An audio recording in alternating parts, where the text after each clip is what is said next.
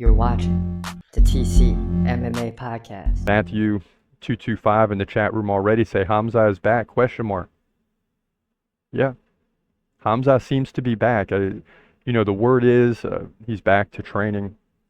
Put out footage of him training in the mountains, right? But this is right after the alleged crypto scam, and I think they're just trying to change the narrative, which is very smart from a PR perspective. Let's change the narrative, right? Because he was caught up in that alleged crypto scam last week. And then I read another article where Khamzat's manager was saying maybe I was misled, speaking of himself. So I don't even know how much Khamzat was really involved in that, Of course, we're getting conflicting reports on that. But the bottom line is it seems like that's starting to pass. Whatever happened there is a shame, especially for the Smash token, which lost 94% of its value in 24 hours. So obviously some insiders were pumping that thing up and then just put it in the wind after that. So Khamzat's manager saying maybe I was misled. But yeah, listen, the bottom line is if Khamzat is training again, which it seems like he is, or they're just trying to change the narrative, I don't care which one it is, really. We just need Khamzat to start focusing on fights now, As you know, I'm a big fan of Conor McGregor and Khamzat, and I'm just getting sick of all the games.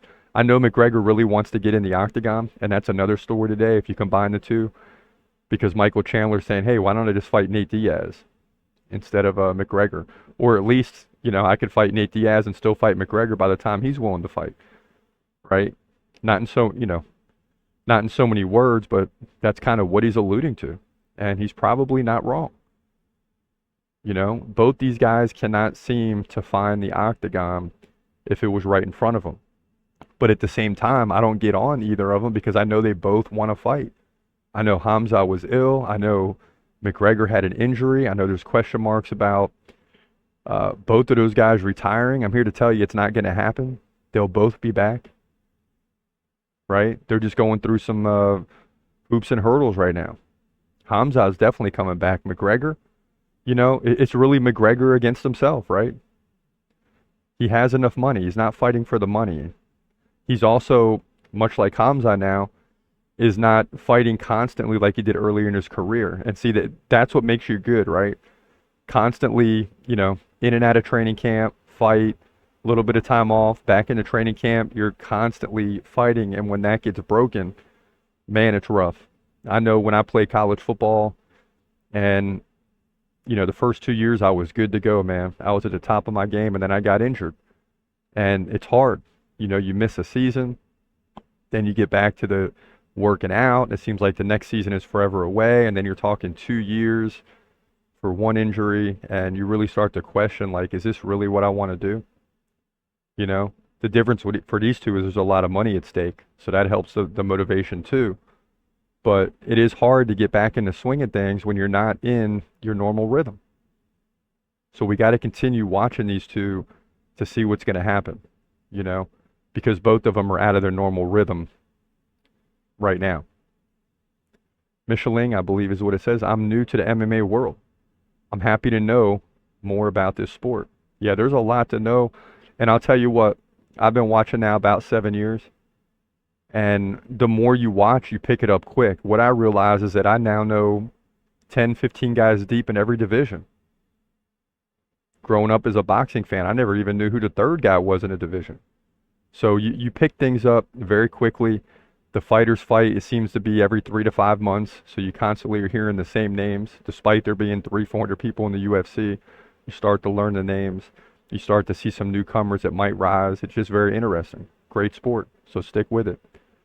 Even if I didn't tell you that, I'm sure you would, because it gets more and more exciting as you go forward. Matthew 225, I heard something about, and I can't see because there's something in the way, but about UFC 300 something for McGregor. And the thing is with McGregor, right, is as we read some of the messages in the chat room related to this topic, is they're all rumors, right, until they're not. And the thing is everyone gets excited for the rumors, and then it doesn't pan out, and it kind of, people get upset with McGregor. Even though he's sitting back chilling, not even probably part of most of these rumors. There's some rumors he throws himself into, right? He injects himself. But the bottom line is most of these rumors are just that. They're just rumors. Until we hear an official signing, which Dana White is not going to do till he knows McGregor's ready. He's not going to do it now with Khamzat till he knows Khamzat is ready. He's already dealt with the missed weight. He's dealt with him having to miss for COVID.